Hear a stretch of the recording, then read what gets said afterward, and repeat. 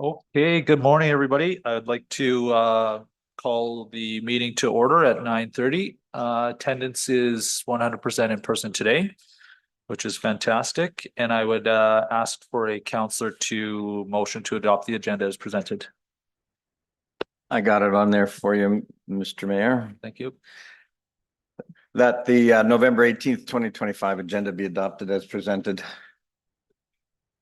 There's no questions. We'll move it to vote.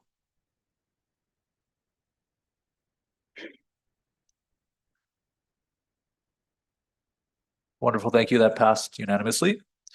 With that, we will start with a proclamation today for Métis Week. And I will move it to Councillor Patrick to read our proclamation this morning. Thank you, Ken. Good morning, everyone. I am Amanda, and I am really honored today that Mayor Olivieri asked me to read the proclamation for Métis Week. I am Métis from Wolf Lake Métis settlement, which was formerly, it was disbanded in the 60s, and my family name is Cardinal. So I'm really honored to read this. So Métis Week, whereas a distinct Indigenous people called the Métis settled the historic Northwest and more specifically the lakes and rivers of the St. Albert settlement. And whereas St. Albert recognizes and respects the Métis as representatives of one of the founding people of the community of St. Albert. And whereas the Métis emerged with a unique history and culture while instilling a collective identity immersed in pride, language, traditions, kinship, economic life, self-government. And whereas the Métis individuals of St. Albert held government positions and assisted in developing laws to protect the people within the community of St. Albert. And whereas the Métis individuals of Alberta formed the Métis Nation organized in St. Albert in 1932, called l'Association des Métis we good? Okay. Des Territoires du Nord. I don't know that word, Nordquest, now recognized as the Odaipamisiwak Métis government. And whereas the Métis have continued to participate in the development and growth of our community from a small settlement to the thriving city it is today. And whereas St. Albert recognizes rights of the Métis within the St. Albert, specifically Section 35 of the Constitution Act of 1982, and the city will continue to be an active participant in the process of reconciliation. Now, therefore, on behalf of Council and the residents of the City of St. Albert, I, Councillor Amanda Patrick, through Mayor Scott Olivieri, do hereby proclaim November 15th to 22nd, 2025 as Métis Week in St. Albert, dated this 18th day of November, 2025. Thank you very much, Councillor Patrick. I would invite now District Captain Brad Martin, pardon me, to join us down here for a picture with council if you would like to. Oops. I think I.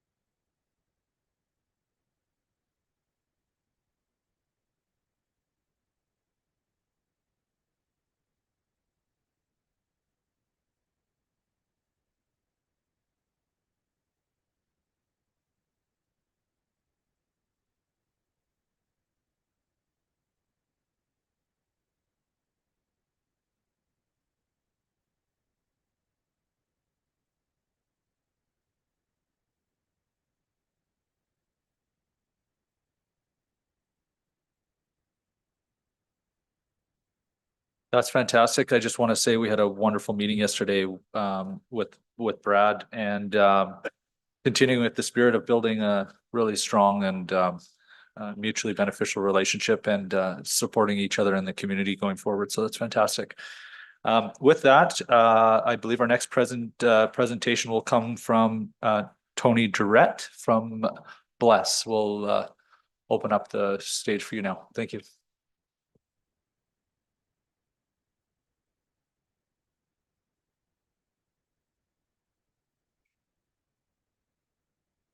Actually, I'm Tony Druitt. I was the one that made the reservation, but the main spokesman is Al Henry, who is our president. So this is on behalf of the whole board of Bless. Good morning. My name is Al Henry. I'm the president of Bless. That's Big Lake Environmental Support Society. On behalf of the Bless board, I'd like to welcome you all to the new St. Albert Council. The main objective of this presentation is to give the new mayor and the three new councillors an outline of who we are, some of the main issues that we will be bringing before you in the next 4 years. I'd also like to welcome back the three previous members of the council. This new council gives us the opportunity to continue the excellent working relationship we've developed. Thank you. Since 1991, Bless has been the designated stewards of the environmental surrounding Big Lake and along the Sturgeon River in St. Albert. There are several Bless board members in the audience here today. The three who will likely be contacting you over the next few months are Kara Fraser. She joined us after she organized the Millennium Park petition. She's a full-time job with Edmonton and Area Land Trust.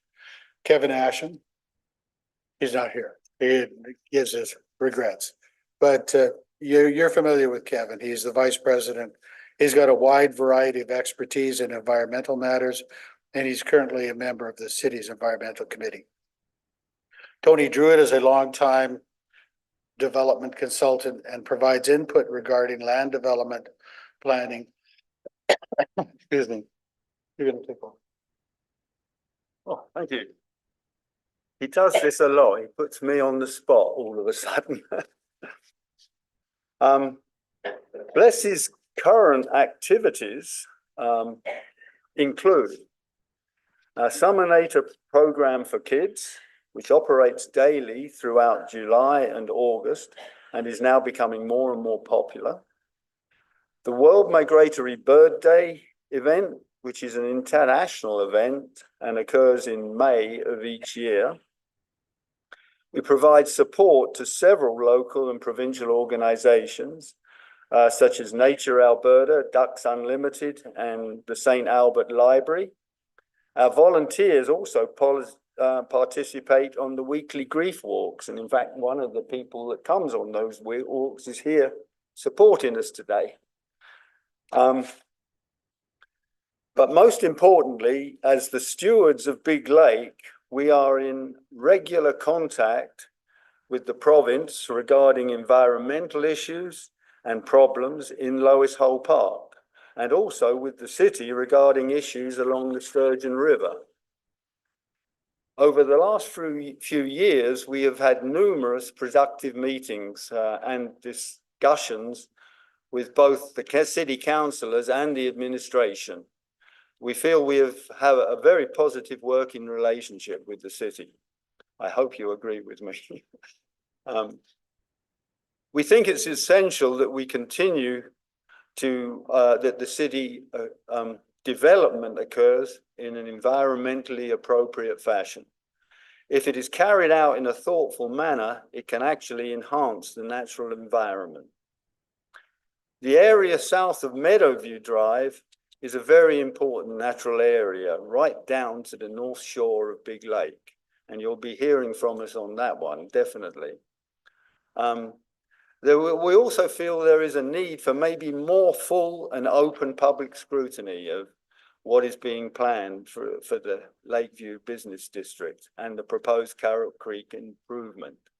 And we feel that that should occur prior to any work being tendered or the work started. And that's again a serious concern that we have, that there be a full review of all of the plans that are now being prepared, including what's called the neighborhood plan for area 2001 or something like that, that is the equivalent of a neighborhood structure plan for the area, and has been posted on the city's website, but has actually not been presented to the public so far. Anyway, we'll be meeting with the administration and providing information. If you have any questions at all, please, we'll be pleased to answer them. And again, thank you for listening to Al and me. And we really look forward to continuing to work with you guys. Any questions anyway? Thank you very much for the presentation. Administration may have some comments, but open it up to council if there's any questions at this point. Doesn't appear to be. And I believe that's it. So thank you very much. Appreciate the presentation and look forward to hear from you. Thank you. Thank you. With that, it was originally going to be over Zoom, but I believe our third speaker is in person today. Janelle Austin on behalf of Irma Austin. I'm on Zoom. Oh, I'm not in person. My apologies. That's okay. Thank you. Good morning, council. This is a really Sorry cool to experience. interrupt, Mayor. I just wanted to confirm Yep.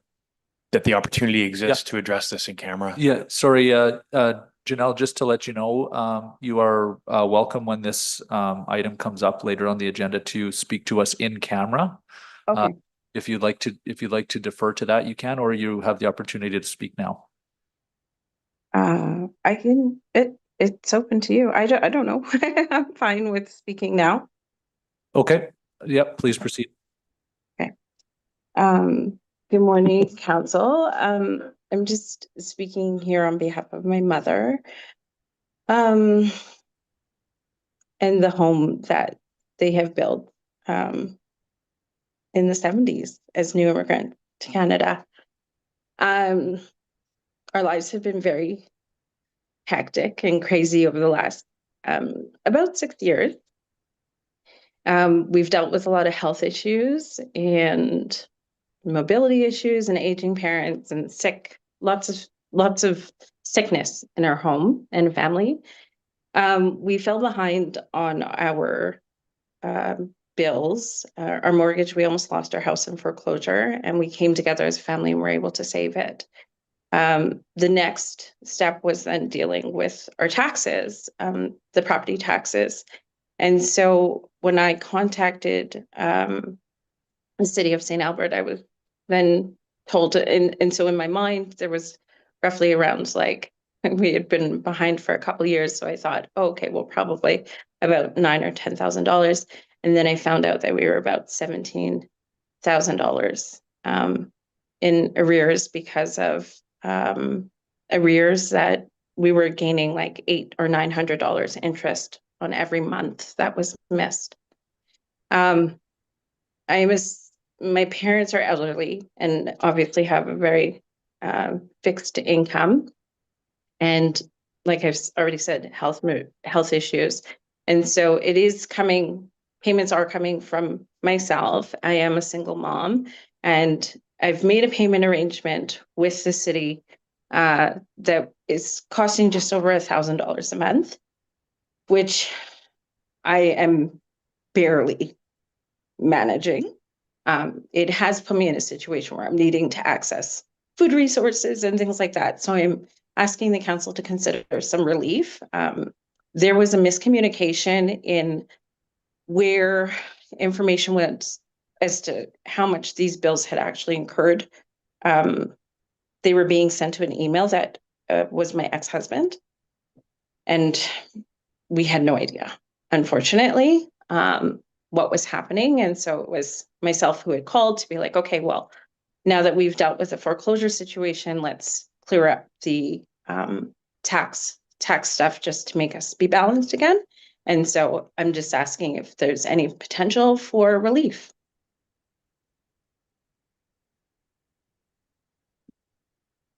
Thank you very much, Janelle.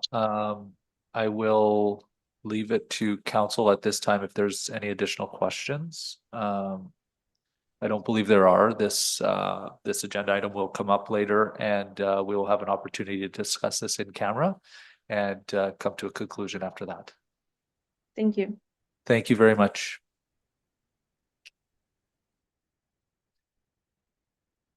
Okay, moving on to consent agenda. I'd ask somebody from council to make a motion to approve the consent agenda as presented.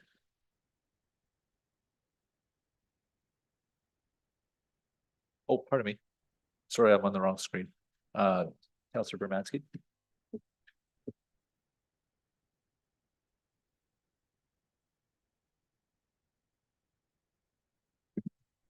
Okay, I'll put this one forward. Thank you.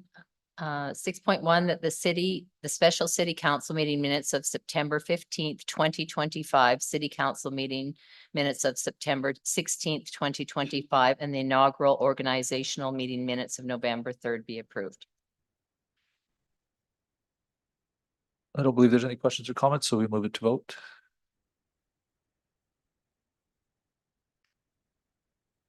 Perfect. That motion passes unanimously.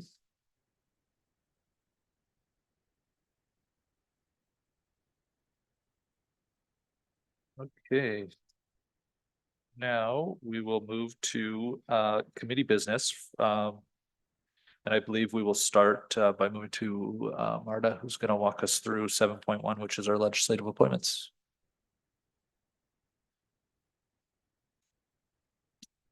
Thank you, Mayor and Council. So item 7.1 is the legislative appointments. We undertake a process called the nominating committee process annually. This process normally takes place and is aligned with when the organizational meeting takes place. However, in years of the general election, the nominating committee takes place after the election. And what the process entails is a meeting of council with the mayor to discuss which council members should be appointed to which council committees and external boards and agencies. And so what I have before you is a long motion for your recommended approval, which appoints all members and alternate members to all the various council committees. So I propose to read them out, and then I'm happy to answer any questions that you may have as a result. So in terms of the Arrow Utilities Board of Directors, we have an appointment of Councillor Mackay. And if I may just pause myself before I keep going, all of these appointments are for a one-year term unless otherwise noted. So for Arrow Board of Utilities, we have Councillor Mackay as a member. For Arts Development Advisory Committee, we have Councillor Kortash as the member and Councillor Bermansky as the alternate. For Community Services Advisory Committee, we have Councillor Patrick as the member and Councillor Clark as the alternate. For Edmonton Global, we have Mayor Olivieri as the member and the alternate is Councillor Clark. For Edmonton Salutes Committee, we will have Councillor Mackay as the member with Councillor Hughes as the alternate. For Edmonton Region Waste Advisory Committee, we have Councillor Hughes as the member with Councillor Kortash as the alternate. For the Emergency Management Advisory Committee, we have 4 members. We have Mayor Olivieri, Councillor Bermansky, Councillor Hughes, and Councillor Kortash. For Environmental Advisory Committee, we have Councillor Kortash as the member appointed and Councillor Mackay as the alternate. For Homeland Housing for a 2-year term, we have Councillor Bermansky as the member. For the Intercity Forum on Social Policy, we have Councillor Bermansky as the member. On Internal Audit Steering Committee, we have 3 members. They are Mayor Olivieri, Councillor Hughes, and Councillor Mackay. For the Policing Committee, for a term that's concurrent with council member term, so essentially a 4-year term, we have Councillor Mackay as the member and Mayor Olivieri as the alternate.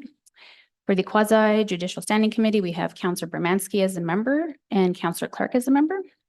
For Seniors Advisory Committee, we have Councillor Clark as the member and Councillor Patrick as the alternate. All members of council are members of the St. Albert Sturgeon County Intermunicipal Affairs Committee.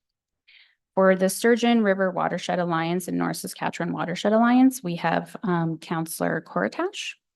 And for Youth Advisory Committee, we have Councillor Patrick as the member and Councillor Hughes as the alternate. That brings me to the end of my presentation. I'm happy to answer any questions you may have. Thank you very much. Marta, is there any questions from Council for Administration? Councillor Kortash? Okay, thank you, Mr. Mayor. Just a couple questions. We don't have the list in front of us, I don't think. In the agenda report, it was all blank. And so a couple of things, I think Through you to Ms. Caulfield, was the Aero Utilities, is that a 4-year term or a 1-year term? That was, That is a 1-year term. okay, and the agenda report, it says 4-year term, so I wasn't sure. And same thing with the police committee. I believe you said it was a 1-year term or a 4-year term, but it says 2-year term in the agenda report. So I just, Yes, so those were corrections that were done since the agenda package came out, and what I Okay. explained, what I stated is correct, but if the agenda package is incorrect, and those are very good catches on your part. so they're all, They're which all ones were more than 1 year? Homeland Housing Okay, and Policing Committee. okay, excellent. Thank you.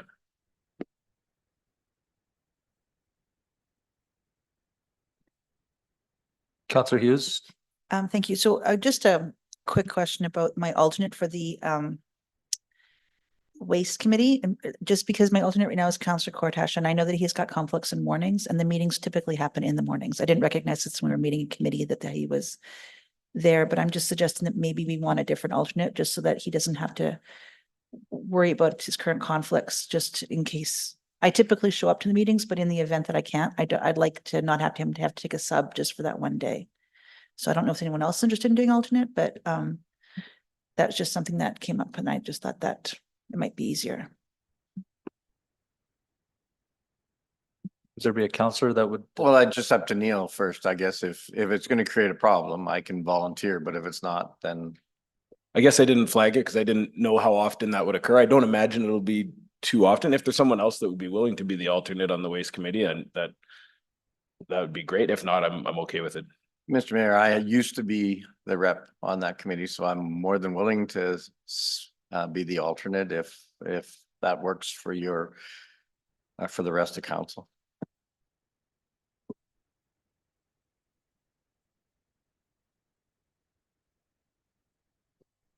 I think we need a motion at the end just for like to announce what all the decisions are, but before we announce the decisions, we just come to an agreement on that one element. I just thought it just might be easier. That's all.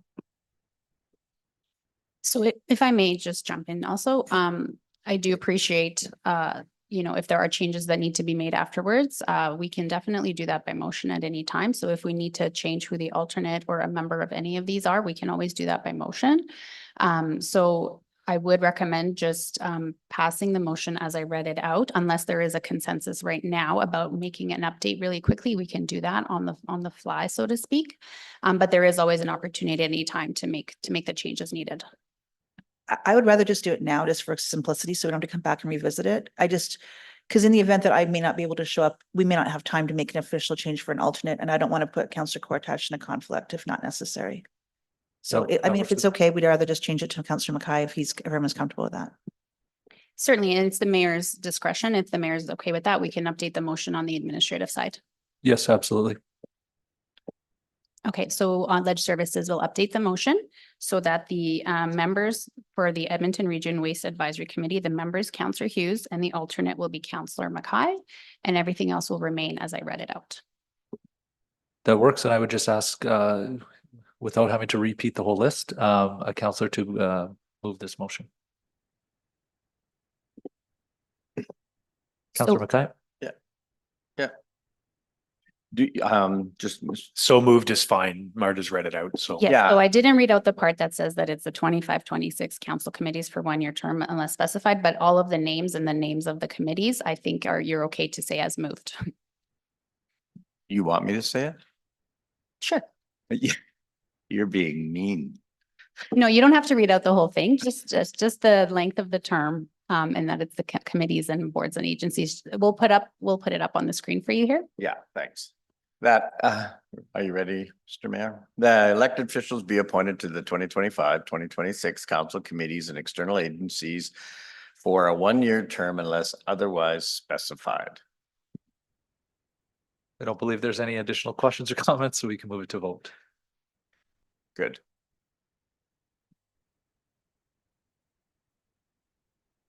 Thank you. That motion passes unanimously as well. We will go to 7.2, and I believe Daria has some, through Bill, Daria has some opening comments. Yeah, thank you, Mr. Mayor. We actually have our director of HR as well, who got stuck in traffic. He's about 1 minute out. So if people wanted to get a coffee, that would be fine, if that's okay with you, Mayor. And then we can get him settled in. Thank you. We'll pause for 5 or 10 minutes.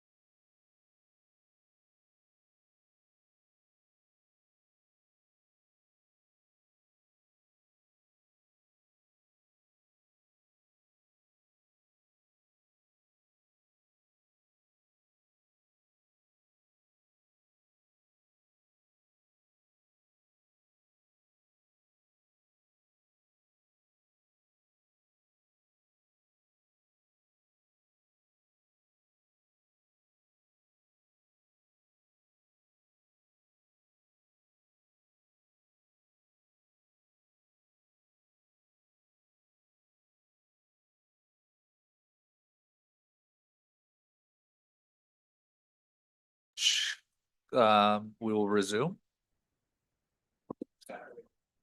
Yeah.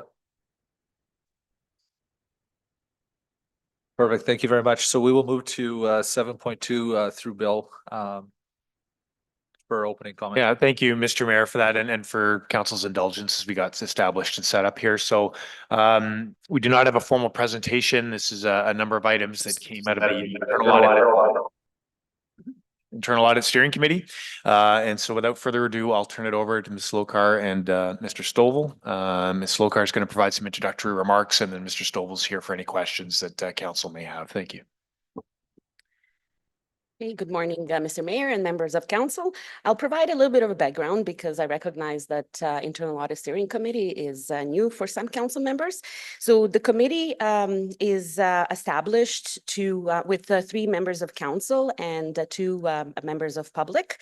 And it's using a risk-based approach to identify potential audits and service reviews to help us ensure compliance, as well as identify any opportunities for efficiencies and improvement.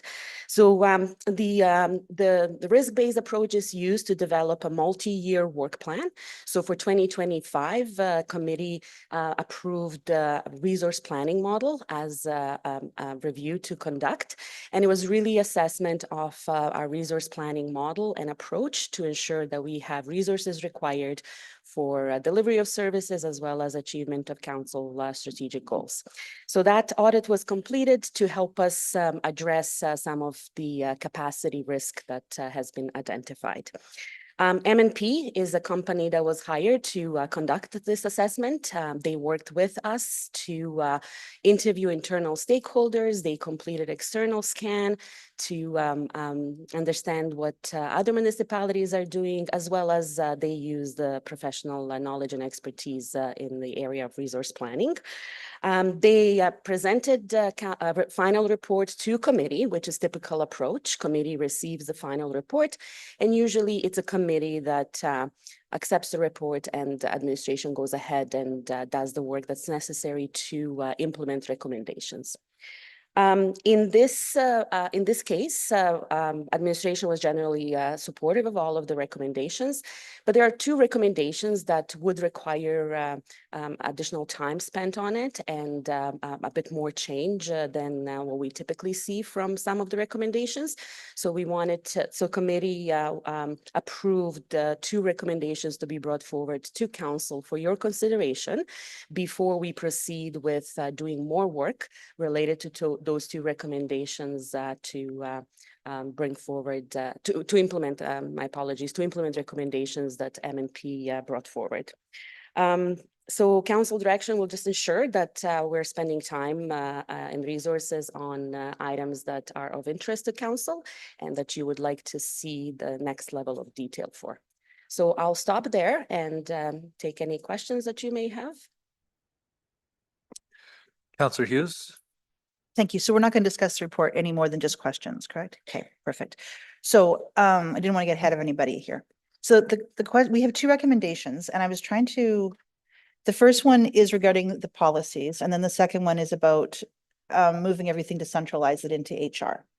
So for council that was not at the meeting, because it's just me and Councillor Mackay, I think that are from before at this, and so there've been 2 recommendations. So my question here is, if the first one, is it entirely just about the multi-year planning and bringing forward that multi-year request? Or is there any other elements in that motion beyond the multi-year? Like, I just think that one is just recommendation number 3. Is that right? Or am I misreading it? All right, good morning, council, and through the chair to Councillor Hughes. So recommendation 3 talks about an amendment to a council financial policy, which requires FTEs to be brought as a business case to council. The motion is just for a study to demonstrate the difference between how we currently budget, how we present FTEs to you folks today, and how it would be presented in the future. There's no actual change to the policy under the motion yet. It's just to show you what it would look like in the future. There are other municipalities that are already doing this, and we kind of want to use we want to get council's endorsement to do that study and present to you the options. If you're not open to it, it saves us the capacity. We won't do that study. So I think that's where that motion's coming in, is you would get to see what other municipalities are doing and how budget is presented in the future. So can you just clarify for everybody, because there's only two people that were actually at that meeting, specifically what council's just gone through some of the budget, not the entire process yet, what the proposed study would be looking for or looking to do? So right now you receive an itemized business case for each FTE, for each, whether it's permanent or not, you get a business case for anything, anytime we ask for money. In the future, you would potentially, as well, one option is see initiatives. It'd be a pot of money saying, here's the initiative for a service change, or here's the initiative that we need to enhance something that is in council strategic plan or to meet services. It isn't an itemized business case where you see the breakdown of a firefighter at X rate and so forth. You may see a suite of staffing for fire hall 4, X pot of money, and then the resource ratios, the actual FTE adjustment you wouldn't get into. You would just know that you're getting the staffing needed for fire hall 4, as an example. And are we also looking at moving this also with the multi-year? So then we would get seeing like, because what I also was, from my understanding, so you can please correct me, was that it would really more be like 2027, we need 12 new FTEs for all the initiatives, period. And I'm not even sure if we break it down even further from there. So I'm just, and I realize this is in the preliminary stages, but I'm trying to make sure that we understand what we're agreeing to. Yeah, no, thank you, Councillor. Daria, please go ahead and jump in after. And so, conceivably, if council decided to go to multi-year budgeting, then yes, we would be presenting sort of a multi-year set of business cases, right? Like fundamentally, I'll put it in terms that I use to sort of rationalize it, right? As an example, now you go through each individual business case for, generally it's an FTE, but it's not all FTEs as you've seen this year, right? There are some resource implications in terms of, the establishment of, pots of money from various initiatives. Take an example, I've got $100,000, whether we have one person for $100,000 or 10 people for $10,000, philosophically, sort of shouldn't matter if the outcome is being delivered. Right. And so that's the difference. It's a pot of money in a resource envelope vice an exquisite discussion of FTEs. I don't know if that puts it into perspective for folks, but I think those are the two ends of the spectrum, right? And what it could look like, I think could be well inside. So Ryan looks like he really wants to talk, so I'll go ahead and. I think this study and the evaluation of multi-year budgeting works nicely together. I think those are if we did both of them, you guys would see a comprehensive multi-year approach for initiatives, and then you guys are approving however long that multi-year period is, everything coming in your initiative cycle window. So if it's a 3-year or a 4-year cycle, you know what's going to be coming over that period of time. But I think that maybe the other point I would make is that this doesn't require council to make a decision on multi-year budgeting at the end of the day. You can determine whatever comfort level your is, whether it's 1 year, 2 years, 3 years or beyond. At the end of the day, this does not tie your hands and force you into that decision. Okay, thank you. And then the second portion of the motion, again, just so for everyone understands what they're voting on. So this is the business cases for 3 new staff in HR so that the services and human resources can be more centralized, because in some cases, some of the casual staff it's a decentralized process of hiring. And this is about bringing everything under one consistent standard under human resources, regardless of what the staff person is that's going to be hired. So would that be fair to say? If it's helpful to council, I can give you a current state, future state explanation. So current state for casual recruitment, which is the largest part of our recruiting, is decentralized. So what that means is a hiring manager requests to post a job, then HR isn't involved in any way until a request for an offer letter. So we don't set up interviews, we don't sit in the interviews, we don't do the reference checking, we don't do anything until request for offer letter. That's current state. Future state is HR would help set up the interviews, sit in the interviews, do reference checking, validate qualifications, do any support to client hiring managers to deliver those services, which is what we do for permanent staff. So that's the HR service level today. This gives a lot of value to hiring managers because they're focusing on their core service delivery, leadership of staff, and not setting up interviews and other administrative functions. Thank you. So just so we had clarity about what those two motions were and what we actually were agreeing to. So thank you for that. That's it. Just before Councillor Cortash, just to follow up on that through Bill to Ryan, does HR have the capacity to get involved in individual hiring on a seasonal, non-permanent basis? So the motion here is to build a study or build the business case to be involved in it. So today the answer is no. We couldn't take on that work today. And so that's what this would be is, you know, our initial estimate is we think it's about 3 FTEs, right? We'd have to do our homework, and that would be a 27 business case that we would bring forward, right? With the narrative to say, here's the value for the investment and here's what it gets you, right? So we don't have the human resources right now, but this is to let them come forward and justify what human resources require to achieve this goal. Okay, thank you. I'll move it to Councillor Cortash.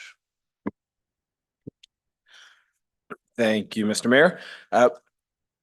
With respect to the first part of the motion, I just want to clarify. So then what will be coming back if we approve the first part of the motion is both recommendations to how we approve FTEs and business cases moving forward. So that I think I understand, but also that's part and parcel with recommendations on multi-year budgeting, or are those separate issues? Completely separate issues. So multi-year budgeting is a distinct entity unto itself. Our planning, just to be transparent, we plan on a 3-year horizon anyway. Okay. And so council can choose to approve it however you want, right? As you parse it out. Currently, it's that 1-year approval, right? With the adjustment sort of, so there's no need for council to alter that paradigm to enable this. And what we would be bringing back is an example of what we think it would look like in the recommendations. So in fact, approving this today, you're not actually approving any changes, right? You're saying we're open to hearing this. If you're not open to hearing it, and I don't mean that in any judgmental pejorative sense, that's fine.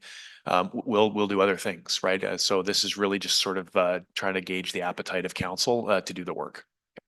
I'm not intimately familiar with all the council policies yet. CFS 05, I wasn't sure if that was just the how we approve the FTEs or if that included the. No, that's your whole budget and Okay. taxation guiding principles document. That's like a critical one. Yeah. Okay, thank you. And so then, Mr. Scoble, when you say study. All right. We have the same haircut. Sorry. We have the same haircut. It's okay. Yeah, man.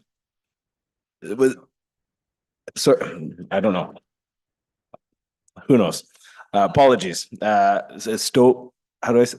Stovall. Stovall. Okay, thank you, Stovall. Mr. Stovall. You say study, this will result in a study to come back. Is that a study that's being done internally? This is something that HR or that finances will be putting together? For, I guess the first part, for CFS 05, that's the first part. Is that what you're referring to, the study, or the study was for the second part of the motion, or both? So the study is for the first part of the motion or the first motion, and it would involve at minimum representatives from strategic services, HR and finance to look at this. We did get this recommendation from MNP. Unfortunately, it just didn't get detailed enough to show what it would look like. It just kind of gave us who's doing this alternative approach and some of the benefits that came from council not approving at the granular FTE level. So I think this is where we want to show you on paper, kind of a desktop exercise of this is what we did before, and here's what it would look like in the future if we used another municipality that we speak to and say, show us the documents, show us how you present this to council, and then we're really going to study their budget documents and then show that to you in a very digestible way. Okay, thank you. And then with respect to the second part of the motion, the HR, the hiring of the or moving the process over to HR for the, I can't remember the terminology, casual employees, temporary employees. So my understanding is that the estimate is that that's going to be an additional 3 employees in HR to be able to accommodate that. And I guess just wondering if you can help quantify. That's a fairly sizable expense to be able to do this. There must be savings elsewhere. There's going to be savings. I think you alluded to it in terms of time for the employees that are doing that right now, that they'll be able to reallocate it to other functions within the corporation, or yeah, I'm trying to understand that. Why we would do this, what the benefit of doing this is, if it's going to be a significant expense to the corporation, I guess. Yeah, no, so I think there's 2 parts to that. Mr. Stovall can certainly jump in here, but you know, the first part, which was the last part of your question, I think is the most important part. Why, right? Like it's not just cuz. And so that value proposition to this investment is important. You know, what I would say is that it's not a 1-for-1 exchange, right? And so right now we have dozens of people doing parts of this. You know, and so it's not like we're going to take an FTE from here and put it here. We'll take part from here, part from here, part from here. Those folks will focus on their day-to-day priorities, the service delivery model. And then, you know, that gets codified. So maybe I'll stop there holistically. And Ryan, you can sort of walk through sort of that value proposition from a corporate oversight perspective. So there's a few value adds here. So at a operational hiring manager level, they get a focus on the orientation, onboarding, performance management, leadership of staff versus getting carved out to hire staff. So there might be some retention, employee engagement value that comes in. Engaged employees are better performers, you get better public service, right? So that's some of the on-site direct benefit at a client level.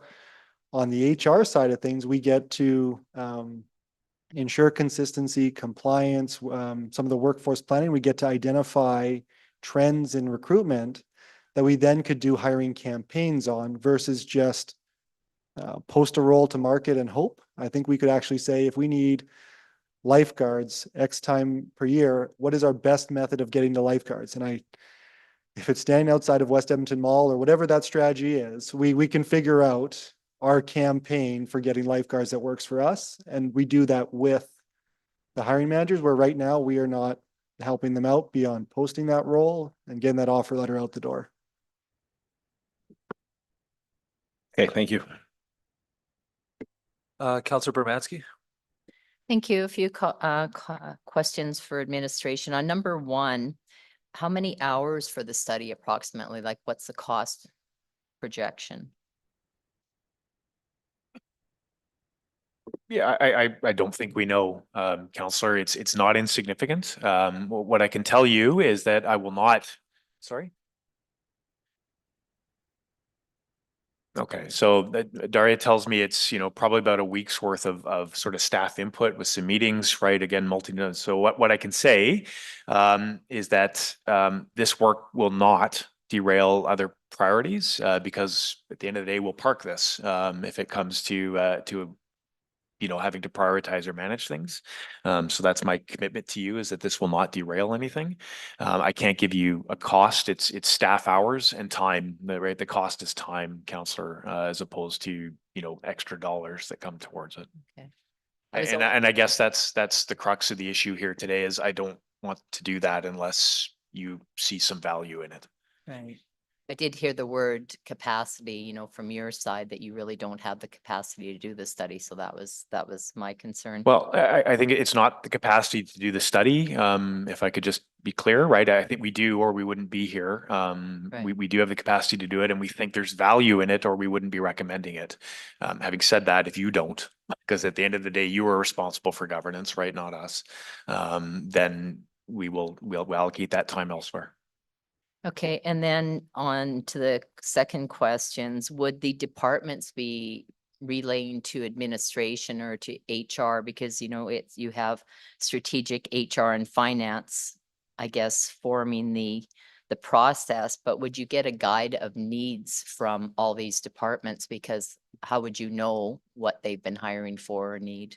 Yeah, absolutely, Councillor. So the need is defined by the department. The corporate lens over that need is what HR would bring to it, right? And so as opposed to 13 silos identifying needs, what we have is a corporate lens, right, that achieves better efficiency in terms of the cross-departmental look at these things. But it is, no kidding, the folks who deliver the services who would define the need and ultimately make the final decision about who gets hired. Okay, and those needs would be determined, so you'd work with the whole team in the initial stage with, So we're not, if there's a service hours to deliver pool hours as an example, and we staff that with a large group of casual lifeguards, that need is being determined at the operational frontline leadership level. Where HR comes in is how do we make sure we get the right people in the right place at the right time? And can we do it in an efficient way that takes time off the hiring manager and also gets the best people and lined up to kind of keep that need always met. The last thing I think HR and clients want is we have to drop a program or something because we just don't have the people to deliver it. If we're involved, I think there's greater certainty that we meet that need. okay, and then the last question is the resource envelope, like it's explained that you have a resource envelope to work with. Do you need new policy to design that resource envelope in this case? I think that would be the work we would do, is come back to recommend what a solution could look like. And if there were policy implications, and like there would be, we would spell those out for council, right? And that would be the study that Mr. Stovall's referred to. It's essentially a case study or a vignette to say, here's what it could look like, right? Here's the changes that would be necessary to enact that. Is this something that you're willing to pursue or not? Yeah. Okay, that's all my questions. Thank you. Thank you very much. I believe we can, Councillor Hughes has made the request to motion, and we'll do Sure. those separately. Yep, so I'm doing it separately. That administration propose amendments to Council Policy CFS 05 Budget and Taxation Guiding Principles along with recommended process and case study for Council's consideration. I don't believe there's any additional questions, so we can move to vote. Okay. Debate, right? Oh, sorry, debate, not debate. Okay, thanks. I'm actually going to be voting against this one. I realize that in the audit committee, as we recommended in favor of it, and after that, I've really had a lot of second thoughts about whether or not this is something I want to go down as a path of consideration. The reason is because, quite frankly, as a counselor, I want to know what positions we're agreeing to, not just a general pot saying this is the initiative, give me three FTEs for this much money, or just this much money, period. I want to know what we're agreeing to and be able to justify to the taxpayers why we've agreed to this sum of money for new staffing positions. And so I understand the idea of it and I respect the study, but I really think that for clarity for everyone, from the staff, from the taxpayers and for council, it's important that we actually understand the positions that we're doing and not just simply say we're agreeing to an initiative that then will involve 4 staff people and then just wipe our hands of actually understanding what those consequences are or what we just agreed to.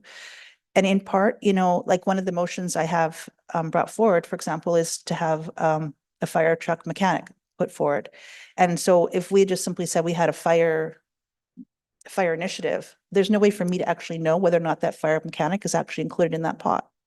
And so as a counselor, I want to be able to say, you know what, I actually want to put extra resources into that because I understand what we have put forward and why, and what I would also like to put forward as an action initiative. So simply saying, I want to have this, but then also not really understanding specifically what positions will be used to fill that initiative takes the opportunity for counselors to actually be more involved and even fill in any gaps that we think may be necessary. Because I understand that when administration brings forward recommendations for budget, they have to fit it within that cap. And in some cases, it won't hit that line because they've got other things on top of it. But for council, it may be like, we actually want to go above that because we actually think it's important enough to do it. But by doing both multi-year, but especially doing this where it's just here's the initiative and here's the amount of money, we don't actually have a clarity about exactly what we're agreeing to on a year-to-year basis.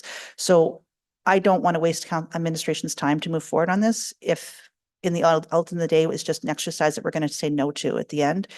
And I've had a couple of months now to think about this decision. And I still feel very uncomfortable about going down this road. So that's it for now. Thank you.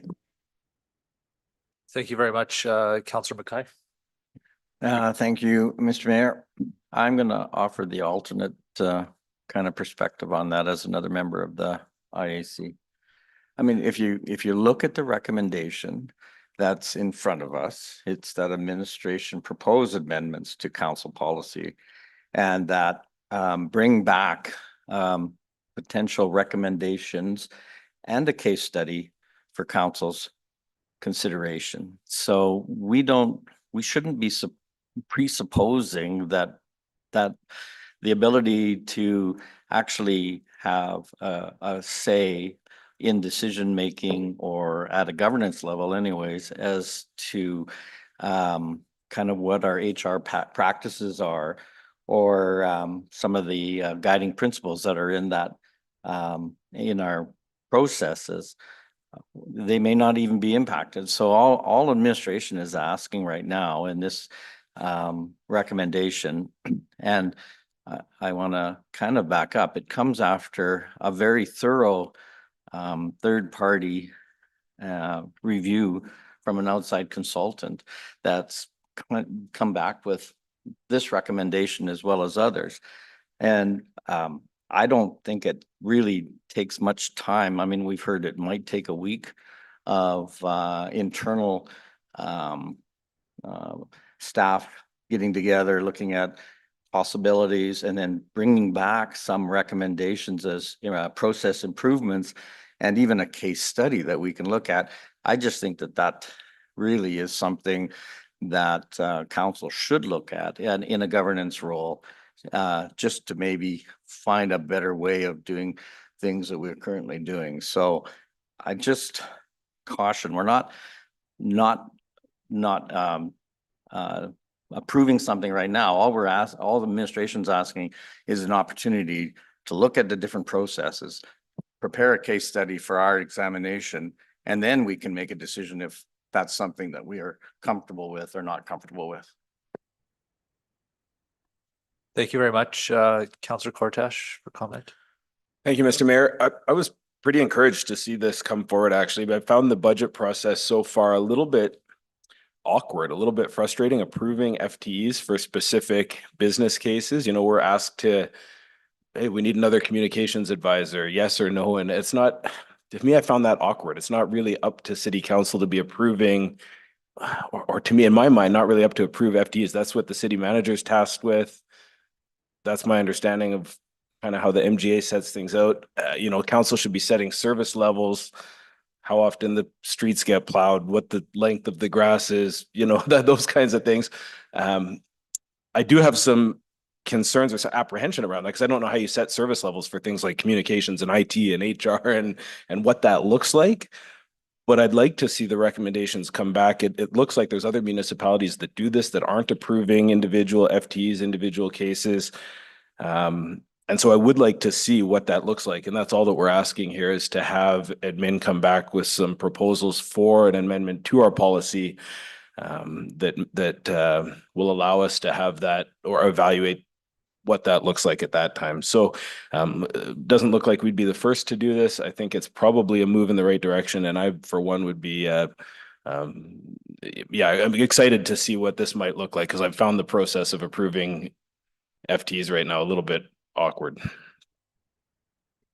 Thank you very much, Councillor Clark, for comment. Thank you, and I won't restate what my fellow councillors have said, but I will be supporting this. I think it's incumbent upon us to actually look at what the proposal might mean. I understand Councillor Hughes's concerns, but I think that even in an umbrella of you're going to spend X number of dollars in a certain department, we can still understand what that encompasses and how many FTEs that encompasses, and we still have the opportunity to ask the questions that I think Councillor Hughes has expressed. So I will be supporting this motion. Thank you very much, Councillor Patrick. I will also be supporting this, and I think you mentioned that going forward with centralizing the hiring process, you could ensure that you have proper staff for things like lifeguards. But I also think that we could also be ensuring that we're not overhiring if we centralize, where we're maybe not duplicating, departments doing the same work. I don't know if that happens, but also, yeah, I do think that it would be good to have it all centralized in one spot just for the fact that we could also be over hiring instead of under hiring. So that was my comment. Thank you very much. I'm not going to repeat what everybody said. I do believe that admin has the autonomy or needs to have the autonomy to ensure that we're meeting the service levels, like Councillor Cortash had noted. We should set what that looks like, but not but then allow admin the ability to execute on that plan. So I'm encouraged to see what the study says. Obviously that there are other municipalities that are doing this. I believe it still allows us to question and debate what those dollars are being spent on and the details around it. So at this time, I'd also support it. I believe there's a comment from Councillor Bermanski as well. Thank you. I will not be supporting this this motion. I need clarification in the process of overhiring, underhiring, and how that's reined in. It wasn't mentioned in the actual budgeting process about the dollar amounts or how those would affect the underhiring or overhiring. So there's no clarification for us any longer. Also, another mention is we often say other municipalities are doing this. Well, I haven't seen any research showing which municipalities are doing it successfully. So I would have liked to have seen that brought forward as well, so that we'd have, more insurance on that. So that's all I have. Thank you. Thank you. I'll move it to Councillor Hughes for closing remarks. Thank you. I just want to remind you people that, and then I'm looking forward to when this does come forward, obviously it's going to pass, that there's a lot more detail provided in the budget process than what was basically understood in the report of just, this is the initiative, this is the amount of money, let's move forward. I think that the one thing that we are responsible for is how we spend the money. And if we actually don't have clarity of how we're spending the money, then we're actually doing a disservice to everybody, including the taxpayers and those people that we are here to represent. So I feel that the more hands-off we are, the less we actually understand what we're even agreeing to. And just coming forward and saying, this is the initiative, I need 1.5 million for it, or 400,000 or whatever, and not really understanding that, because there will not be that detailed discussion of what the FTEs are. We're just going to come forward and say, this is your strategic priority. This is what I understood anyway. This will be your strategic priority. This is the amount of money we want to finish it. How that's being done now comes out of the hands of council and left entirely into administration. So that is where I'm having an uncomfortable issue with it. And I'm looking forward to when this does come forward, assuming it does pass, that there's a lot more detail than just this is the initiative and this is the amount of money we want. And to be clear, this is not a debate about whether or not we're doing centralization. The centralization debate will be the next item. This is specifically about whether or not council will be receiving more specific outlines of what the FTEs are that are being requested to fulfill those initiatives. And as far as service levels go, there's no debate about that. If it comes forward and says we need a new person for that, that's not an issue about service levels. This isn't a compromising of any of that. This is just simply about how the budget would be presented to council and how much detail we'd actually have before we approve millions of dollars. And regarding other municipalities doing it, well, other municipalities also did priority-based budgeting for several years and then quit because they realized it wasn't going to work. Other municipalities have done all sorts of different processes for budgeting. Just because someone else is doing it doesn't mean it's effective or it's something that we should be doing as well. So that's it. Thank you. Thank you very much. We can move to vote.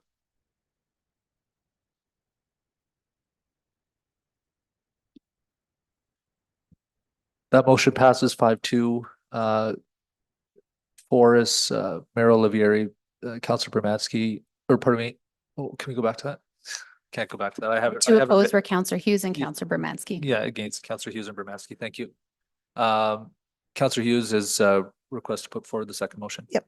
That administration prepare a business case for the centralization of non-permanent talent acquisition responsibilities to human resources and safety for consideration as part of the proposed 2027 budget. Thank you. We'll move to debate. Sure.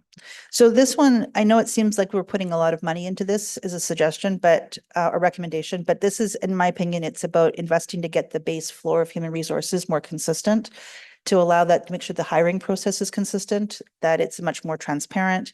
And so the way we have been doing it, I think needed to be updated. And I appreciated the fact that when the recommendation came forward for human resources to go through the audit process, they recognized this was an issue and said, yes, this is definitely something we need to do. But obviously, the amount of money involved would be a deterrent to say, can we actually do this or not? And so this is the opportunity for us to say, this is not about spending it, it's about investing it to make sure that the entire human resources processes are consistent for every department, for every hiring, and that there's a lot more transparency in that process. Whether the person is a full-time FTE or they're a casual person, they're still fulfilling a role for the service, the city of St. Albert, and the same level of processing for how from the beginning to the end should be consistent, because there's not like one person that's actually more important than someone else in that hiring process. And so I recognize this, there is an investment involved in this, but I also think that this is an investment that's long overdue. That's it. Thank you. Thank you very much, Councillor. Councillor Mackay for comment. Yeah, I'll be really quick. Just I wanted to make some comments because I'm a member of this committee, and I just want to echo the comments by Councillor Hughes. I really was actually quite stunned actually when we got the recommendations back that an organization like ours didn't have a centralized HR department for all of the benefits that an centralized HR department brings, whether it be consistency, efficiency, and accountability, transparency. So I'm wholly in support of actually looking at what this will bring back. And like I said, I was actually really caught off guard when we had a presentation that HR wasn't involved in some of the different areas hiring. So I look forward to what the study comes back with. Doesn't appear that there's any additional comments. I would just add on to Councillor Mackay's comments. I think the clarification that the department managers will still be involved in the process of determining what is needed is extremely important. But the transparency, consistency across HR through the departments of our size is absolutely necessary, I believe. So if there's no other question or no other comments, I can move it to Councillor Hughes if you have any closing remarks. Nothing further. Thank you. We can move it to vote.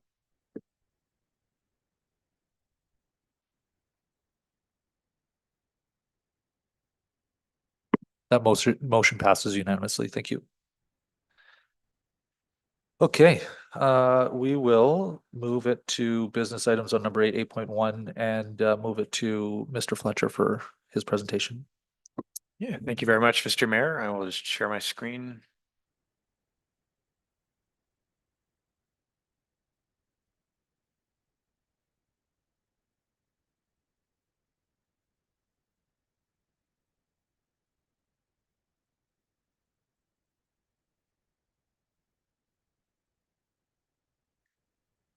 Good afternoon, Mayor and Council. I'm here to present Q3 2025 Corporate Quarterly Report.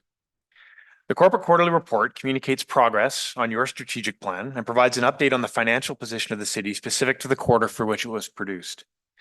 Q3 of this year, 2025, is based on the initiatives plan to advance the 2022 to 2025 Council Strategic Plan. Once the strategic plan is updated early next year, your strategic plan, initiatives we report on will be based on that updated strategic plan. Not included in quarterly updates are the day-to-day service delivery, as defined in the service and service level inventory. That's because the focus is on your strategic plan and the attendant corporate business plan, and that focus is on change over time rather than ongoing or routine work.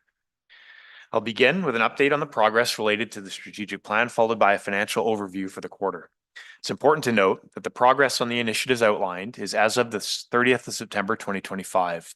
Work has obviously continued from the end of that quarter to today, but is not reflected in the Q3 report.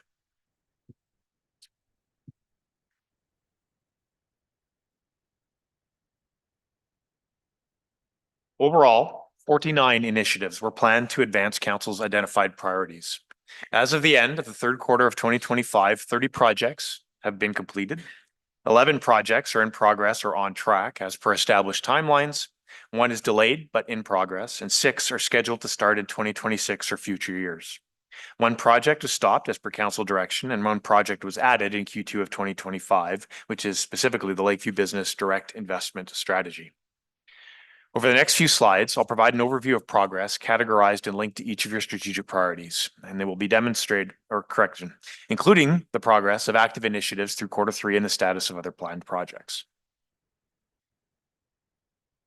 Focusing in on the economic prosperity priority, 4 remaining initiatives are on track. 4 projects have been completed before actually Q3 even started, and 1 project is planned to start in future years. I'll go through them very briefly. The Lakeview Business District servicing design and construction continued through Q3 2025. Detailed design for the roadways and underground utilities are being developed in alignment with the Lakeview Business District Neighborhood Plan. Coordination with external agencies such as Franchise Utilities and CN Rail has begun, and environmental field assessments were completed.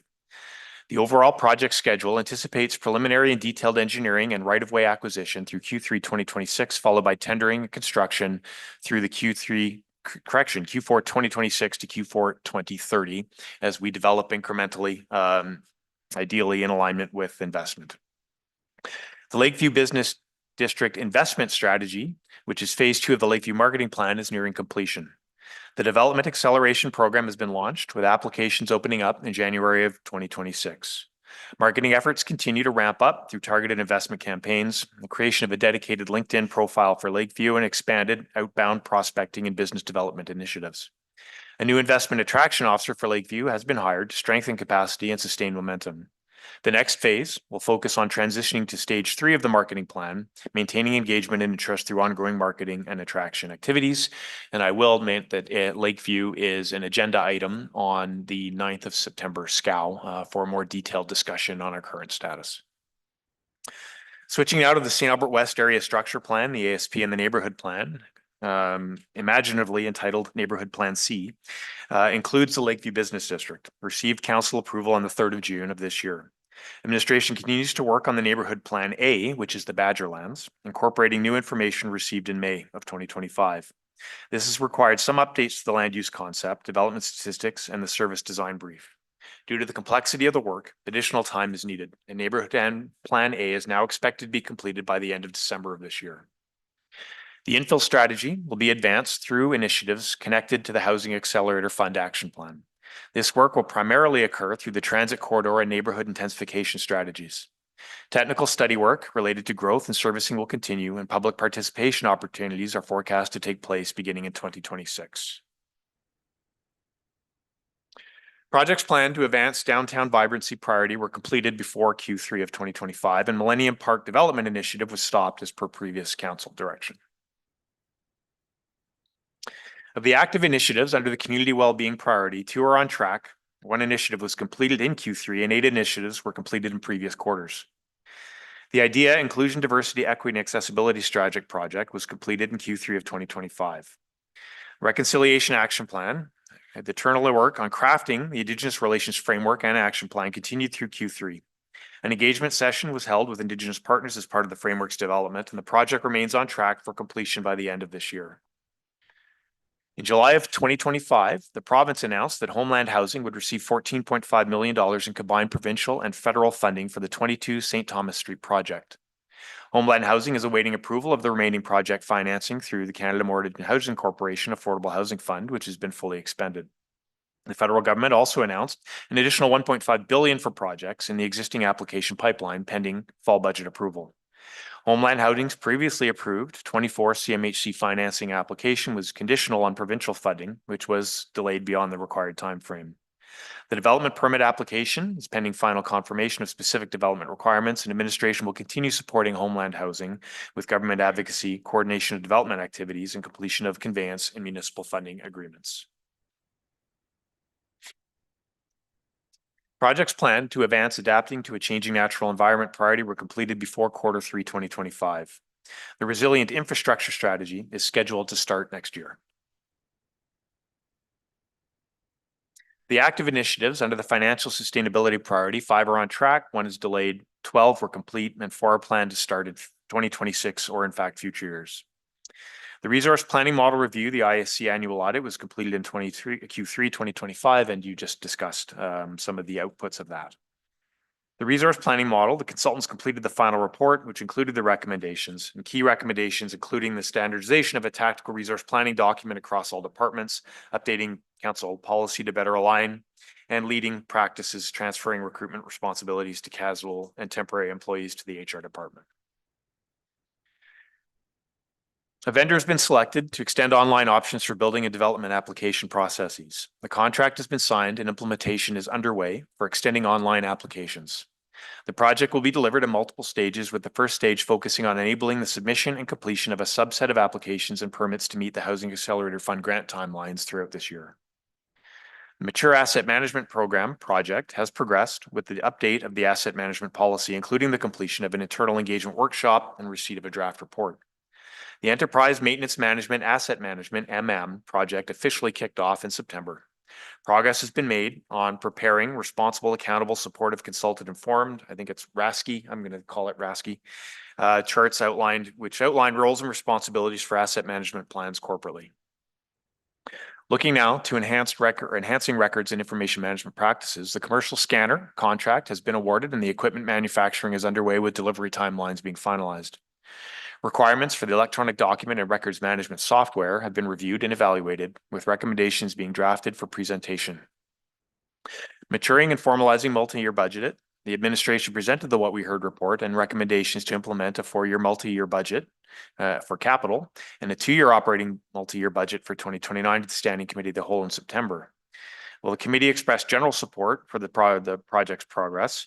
A request was made for additional details on how multi-year budgeting would function, essentially a case study to walk through what it would look like to enable or ensure proper council oversight and governance.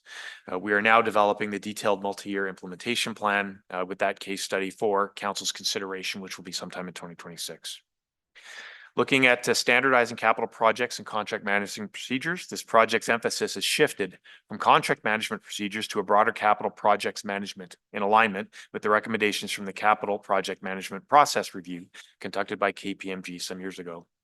Administration is preparing a project plan for implementation to ensure proper prioritization and sequencing of activities required to implement all the recommendations. Finally, looking at the procurement audit, implementation phases 1 and 2, we remain focused on completing recruitment to support the project. The team has continued to refine the process maps and training materials related to our procurement processes. The Stat Tracker, or St. Albert Tracker, offers performance data collection to increase operational transparency and inform residents of the city's performance.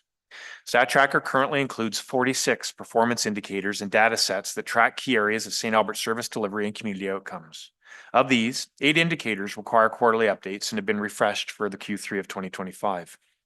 In addition, we are actively working on publishing and updating the 11 new strategic plan performance measures, which will further strengthen transparency and support evidence-based decision-making as part of the city's performance management framework. Again, this is publicly available, and I certainly encourage both council, encourage council to assist with sharing this information with residents. I'll now transition to our financial summary for Q3. As of September 30th of 2025, 156.3 million in operating revenue was recognized, which represents 69% of our forecast. 156.3 million dollars in expenses was realized, which is 70% of our forecast. As we look at the forecast through Q4, this results in an estimated $4 million surplus forecast for the end of the year, mainly due, as almost every year, RCMP contract savings related to vacant positions, natural gas cost savings due to carbon tax elimination, fuel cost savings due to carbon tax elimination and a new diesel contract, insurance premium savings from new contracts, higher transit revenue with increased pass ridership, and a one-time low-income transit grant received by the city. And I should have been on this slide the whole time. This chart identifies the progress status of all municipal capital projects. In total, 96% of the 159 municipal capital projects are in progress or completed, with 52 projects planned to be closed by the end of the year. A detailed listing of the municipal capital projects can be found in Appendix 1 of the Corporate Quarterly Q3 report. Switching now to the utilities budget, as of the end of September, the city recognized $41.8 million in revenue and $30.1 million in expenses. The $345,000 increased forecasted revenue is a combination of higher water consumption fees due to increased development growth, higher use of refuse stickers due to enforcement and drop off and development growth, and higher recycling flat rate charges due to development growth. The $60,000 lower forecasted expenses are due to solid waste contract services savings from our new contract, offset by higher meter purchase and parts due to equipment and life cycle repair, and finally, higher internal equipment charges. This has resulted in a $0.4 million higher than budgeted transfer to reserves. This chart identifies the progress of the utilities capital projects. In total, 85% of the 55 projects are in progress or complete, with 15 to be completed by the end of the year. A detailed listing in the municipal capital projects can be found in Appendix 2 of the corporate quarterly Q3 report. In summary, as of September 30th, 2025, the city's surplus is forecast at $4 million. With strong investments, reserve funding, and debt servicing below city limits, the city is in a strong financial position while maintaining a high level of services to residents and advancing strategic priorities identified through Council's strategic plan. This concludes my presentation. Pending any questions you may have, thank you very much for your time. Thank you very much for the presentation. We will move it to Councillor Hughes for opening questions. Thank you. So I'm just going to go over some of the budget numbers that we have right now. So for the emergency services, it says that there's 305,000 higher municipal fines. So I'm just looking, it might not be to you, Mr. Fletcher, but but when we had the IR about the trending, it said 33,000 is what we're recommending. So can you help me just understand the gap? Thank you. Through the chair to Councillor Hughes. So the 305,000 is the, I believe it's the revenue component that you were looking at there. So on top of that, there is an additional expense as well. That's higher than what we anticipated. So in the budget, what they were recommending, that's a net amount for the 2026 budget that was in the BIR. I think another aspect of it that Mr. Giesbrecht had said was that some of the revenue that we've incurred from this year are remnants from maybe what was happening last year. So while there's a gross amount, it's the net amount that we should be looking at, and that was presented in the budget information request. Okay. And I hear you with that. I'm just, because, okay, so it says the 305,000 is higher in fines, and then it has 123,000 due to the cost of the tickets, but it also has janitorial services and the fire hall maintenance in there. So I'm not sure how the division is in there, but then the net would still be like 2. So, and wouldn't we still have carryover from this year to go into next year as well? Like the same issue of us having, we don't have the budget question timeframe, so we're doing budgets in some ways now. So I know that this year we had carry forward from last year, and the next year we'll have carry forward from this year. So I'm just challenged as to why we wouldn't be considering the same circumstances and say that there'll probably be some carry forward, and why we're coming in at 33, and because 305 minus 123 is, it's still like 175,000 or so. So. No, thank you, Councillor. Mr. Giesbrecht is on. I'll let him talk about the Perfect. operational component and the forecast. Thank you. Okay, thank you.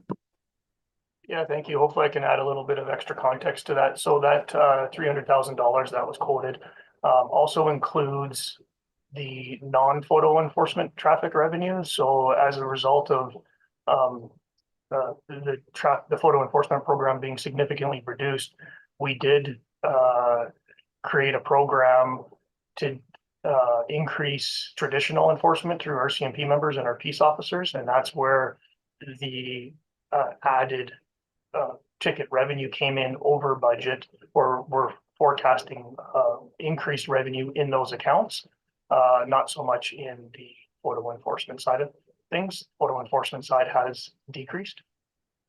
So did we increase in our current estimates for the traditional fines? Did we already put that into the budget for the increased expectation of traditional fines, or is that program stopped? So the future of that enhanced program is uncertain. So we did not significantly increase the revenue projections going into the proposed budget.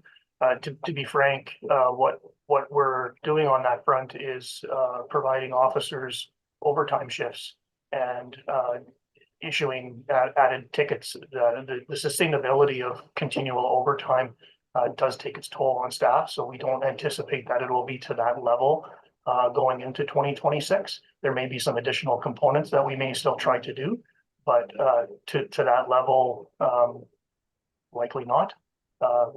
Hopefully with added RCMP resources that come on board, as well as ensuring that we are maintaining our peace officer retention, that added revenue and that trending will occur. Typically what I've done is proposed and recommended fine revenue after we see a period of time of the trend. And because we've seen a significant change, I'm a little bit reluctant to recommend significant increases in those categories. Okay. Is there the opportunity, maybe when we do the final budget adjustment in April, that we just look to see where things are at? Absolutely, Councillor. Okay. While I have you here, Mr. Giesbrecht, I have one more question. I got your BIR about the policing services, and I think it looks good, quite frankly. But the question I had was, I know you had in the BIR that the total number of hours is like 2,094 or something like that. I don't have it in front of me, but of casual staff to fill that.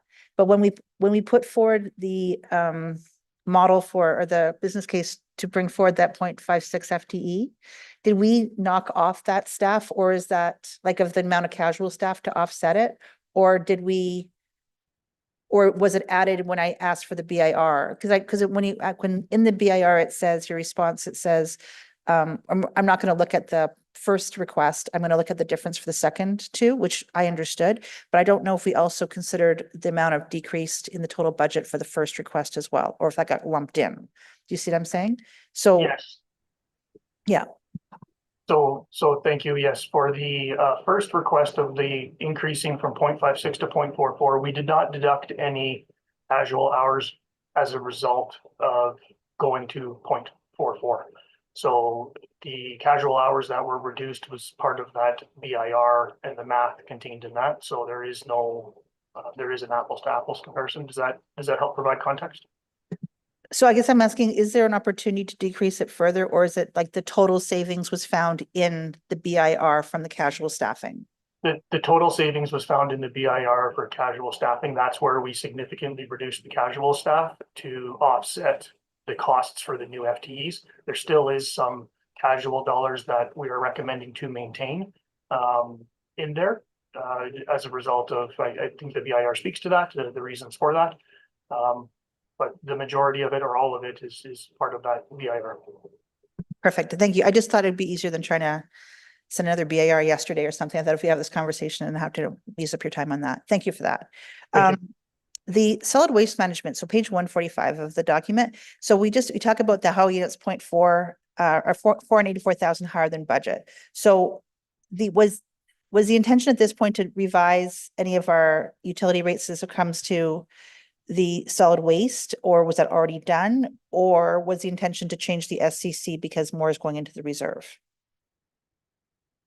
Thanks, Councillor Hughes. Through the mayor to Councillor Hughes, that is actually coming, that motion. Now that we've seen it forecasted as a result of Q3, it's coming as a utility omnibus motion to the budget. So great question. Okay, perfect. That's awesome. Okay, so I had just some general questions on the capital projects by function page. So 150 in app. So let me just blow this up so that I can read it too. 150. So the contaminated sites remediation from 2024 we really haven't done anything from 2023 or 2024 and so I guess can you share a bit more like why we haven't got anything going on the contaminated sites remediation? Yeah, thank you very much. That would be Mr. Dooley. And I'm not sure if he's sitting in the room behind us or if he's online. Give me for a second. I'm online. Oh, thank you, Trevor. It's just that the expenditures haven't come through yet. So we just awarded the contract within the last few weeks. So you'll start to see those expenditures come through Q4, and then that sets us up for Donnie's Miss George's group has a business case in the budget for looking at future development on that site. Perfect. Just so the new counselors know, when you look at these numbers in the general government on the far left-hand column, you're going to see like 423, 3433. The second two numbers is the year that was brought forward in the budget. So if it says 421, it was brought forward in 2021 budget. So, so with that, the smart facility monitoring, we have again, two of them from 2019 and 2021, and there's zero progress done in those two. So again, can we shed a bit of light on that one? Yep. So initially we thought that this could be included within the scope of work for the EMAM project. And once negotiations were complete with the vendor, that was determined out of scope. So currently we're working with IT to basically look at a software system through this year and into next year to provide us that real-time monitoring data regarding energy usage at facilities. So currently for council's awareness, in terms of measuring our energy savings at facilities, we do it manually by looking at monthly utility bills. So what this software will enable us to do is to have that real-time data that then facility managers can utilize and make decisions to ensure we're being as efficient as possible at our facilities. So we're looking at this year, moving forward on that. Is that correct? Like 2026, not now, but 20. Yeah, I'd say the process has started this year, and then we'll look at like through next year in terms of implementation. Okay, perfect.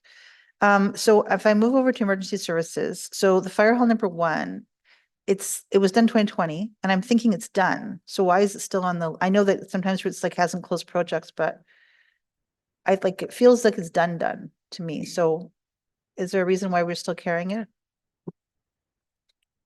I will start and then we can move on. So through the chair to Councillor Hughes, the work is primarily done. There's a little bit of HVAC work that's going to be completed in mid 2026, but other than that, it's basically complete. And the fire hall 4 engine and the tanker vehicle, have they been ordered? Or I guess the tanker vehicle is almost done. It says 2020. So, but again, that's still on the books for yeah, I guess it says complete. So is that just going to wrap up this year?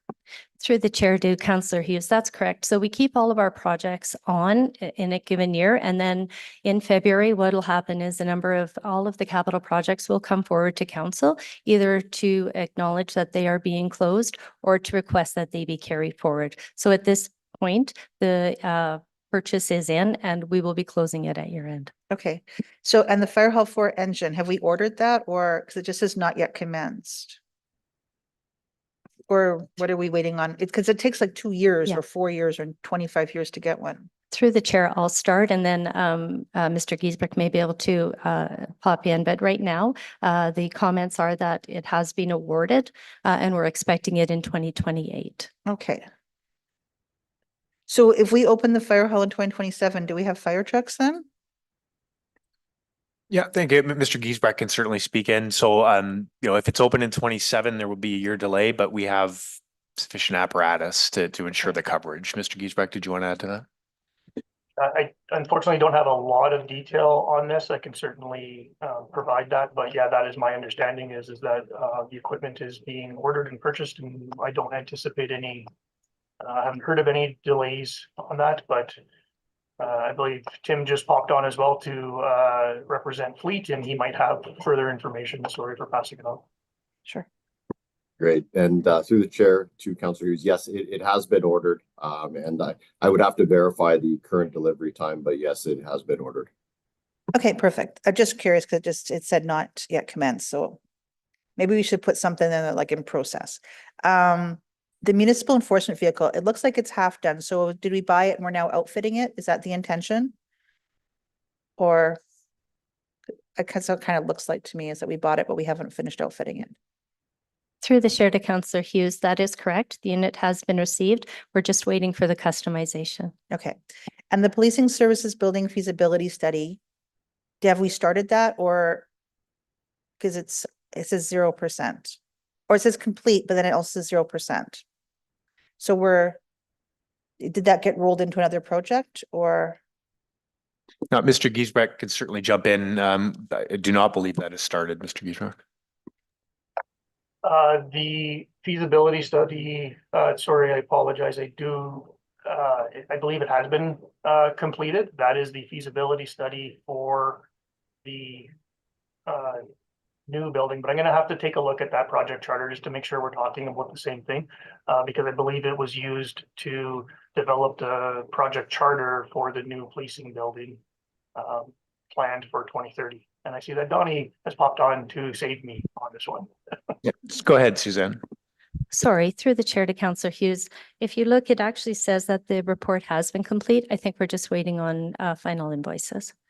Because I'm just wondering, 'cause it says project spent to date and it has a dash. That's what confused me. So we have the budget and then it says complete, but then it looks like we didn't put any money into it, which is fine if we didn't cost us any money. I'm just trying to circle the square here. Through the chair to Councillor Hughes, I think they're just waiting on the final invoices. That will be done here by year end. Okay, and the transit waiting shelters, it says not yet commenced. And that was approved. I know this was just approved for this budget, but are we moving forward on that, or what is the status on that one? I'll jump in through the chair to Councillor Hughes. Yes, we are proceeding. As part of the mobility choices strategy, we are learning more about which sites are more opportune for these shelters to be placed at, but we are proceeding with the same quantity of shelters once we've determined the exact locations. Okay, and the truck plow with sander, so it says it's in progress. So if we ordered it, or do we have an idea of an ETA of arrival? Because we bought it in 2023. It was approved in 2023 budget. So it seems like it's taking a while to get here. Again, through the chair to Councillor Hughes. Yes, that has been ordered. I have to confirm again the delivery time of it so that we would not have had any expenditures to date on it, but it would be a longer delivery time. Sorry, I missed that. Just my hearing it was gumbled a little bit, so it's my fault. So I'm sorry. It has been ordered. It is a longer delivery time and we do not have any expenditures to date. But the exact delivery date I would have to confirm. did we hire a new person to go in conjunction with that, or was it just the truck period? I believe this one was just the truck period, but I do have Ms. Stewart on the line that may be able to shed a little bit of insight into that as well. Sure. There we go. Thank you for the question, Councillor Hughes. So back when we approved that truck, there was actually 4 pieces of equipment that were approved that budget with 2 associated 2 FTEs. So once those pieces came in, the first 2, they got the FTEs associated with them. And now we're just waiting for that last piece of equipment. So yes, the FTEs have come. Perfect. Thank you. So if I move down to, what is the title on this? It's on page 152. So I'm planning engineering. So the sidewalk program for 2024, the concern I had is I don't remember us approving a budget for $1 million for the sidewalk program. I know it says 480,000 has been spent to date on the 2024, and I'm sure 25 is just rolling out the numbers, but it says $1 million for the sidewalk program, and I'm trying to. No, thank you, Council. Yeah, it's good. So Ms. George is online. I'll let her have a start as finance works there. Yeah, thank you for the question, Councillor Hughes. I was going to pass on to Dean Schick because he has specifics around the 2024 spent dollars. And or Miranda. Great. Thank you very much, Donnie. And Councillor Hughes, thank you for your question. I don't have the specifics of the sites at this moment, but I do recall at that time going through budget, we had requested a bit of an amendment to the budget where we reduced our trails RMR budget and reallocated funding to the sidewalks and presented that to council, recognizing our priorities of some of our condition levels of 4 or 5, as well as the trip hazards where we were initiating. That was year 1, I believe, of us working with contract of Safe Walks Canada to start a very aggressive program in regards to addressing our trip hazards throughout the city, and then some substantial work project related with sidewalks that had been scoped and estimated in earlier years for that year in particular for sidewalk replacements as well. So we've only spent about half of it. So but with the budget, like I know I understand what you're saying here, Dean, but we only spent half of it. So is it just the books are trying to finish up this year on that, or are we just, we do not need that much? I know it'll roll over and it'll go through the carry forwards. I just don't know what we're at with the status of intending to finish the full $1 million or not. Yeah, we had it scoped and whatnot. I may have to take this as an IR or BIR and just to get the details. I'd rather to get the actual details to you. I'd need a little bit of time with the project team to confirm whether the stance might be where some of the invoicing hasn't come in yet, and what potential delay or site-specific changes may have resulted from any of the work being enacted since that time. Okay, I'm not sure. I want to do this. I don't want to do BIR because I don't think it's necessary for the budget at this moment. And I'm looking at you, Mr. Fletcher. I don't really care if you want to just give us an update or if I can do an IR. I want to do this as least amount of work as possible, but I'm curious as to the status of that. Yeah, thank you, Councillor. It's sort of the same work either way. If you don't mind issuing an IR, it'll just make the process easier. Yeah. Okay, I wrote it down. The Badger Land study. So again, it says not yet commenced. Have we started it this year? I thought we did. Am I wrong? Through the chair to Councillor Hughes, the RFPs are, we are closing in shortly, so the study will happen soon. The delay is we were waiting for the neighborhood plan to be completed because that's an input into the study. Okay, got it. Okay, we'll go on to utilities and then I'm almost done and then you guys can all go ahead and ask all the questions you want. The North Reservoir and Pump House. Do we not need it anymore, or it's a very low amount at 1.8 million for a reservoir and pump house? And it was approved in 2023. If I go to page 154, it's the very first line. So are we still doing it, or why are we delaying on moving that forward? Go ahead, Mr. Saunders. Through the chair to Councillor Hughes. So yes, that is a low value. That is only the design component or the start of the design component for the North Reservoir. We are undertaking our utility master plan, which is the first utility master plan since the annexation. And that is going to provide us a little bit more oversight or insight into the actual timing of the reservoir. Mr. Lefebvre is also on to offer any more insight. So I'll just add one thing to that, Mr. Saunders. It's this is the land purchase, so we're not actually starting the design. This is the land purchase, and what we delayed the purchase of the land until we complete our utility master plan. With the annexation lands, we want to make sure that we've got the siting correct before we purchase land. We want to make sure that we can service all of the annexation lands, so we want to get the location right. So what are we looking at for a timeline? We're thinking to finish because that's actually my next question is utility master plan. It says not yet commenced. So have we started it just not showing on the books? And when do we think we'll have all that done? So we have our kickoff meeting for the utility master plan this afternoon, actually. And I don't expect we'll need to have the utility master plan completed before we can choose a location for the North Reservoir, and then we can complete the land purchase. I'm expecting by the end of 2026, this will be completed. Okay, so the utility master plan will also be done within about a year? Or are we looking at a bit longer to finish that? That might extend until 2027. But it will follow shortly. What I'm saying is we don't need to. We'll probably have a draft utility master plan, and this will be one of the decisions that we'll have sorted out before we have a finalized report. Okay, perfect. That's it for questions. Thank you. Thank you very much, Councillor. We'll move it to Councillor Cortash for questions. Thank you, through Mr. Mayor to Mr. Fletcher. Just a couple of questions, and this is apologies, maybe a little bit out of ignorance, being new on the job and not having the background, but there's a couple of things in your report that indicate they're complete. Support and review for planning of DARP, Downtown Area Redevelopment Plan. It just says projects plan have been completed. I'm just wondering if you can point me to where I would find like what were those projects or what's been completed, and then same for there was one here, the environment. I gotta find the right page number, 131, where it just says projects planned for exploring innovative practices to protect waterways and green spaces. It just says has been completed. So just looking for what those projects were and where I would find that if I want to read up on those or find out what's been completed. Yeah, absolutely, Councillor. I think in both those cases, we can direct you to where you want to look at them, right? And so the DARP was an update fulsomely, and so it currently exists. I will, though, however, offer the opportunity for maybe we'll start with the back and work, Mr. Dooley or from a DART perspective, Adrian, through if you've got any comments on that. Yeah, I don't, thank you, Mr. Fletcher. I don't really have anything more. We'll dig out our results of our DARP review and provide those to council so that you can, I guess, educate yourself as to the outcome of that. And Mr. Dooley, anything on the waterways?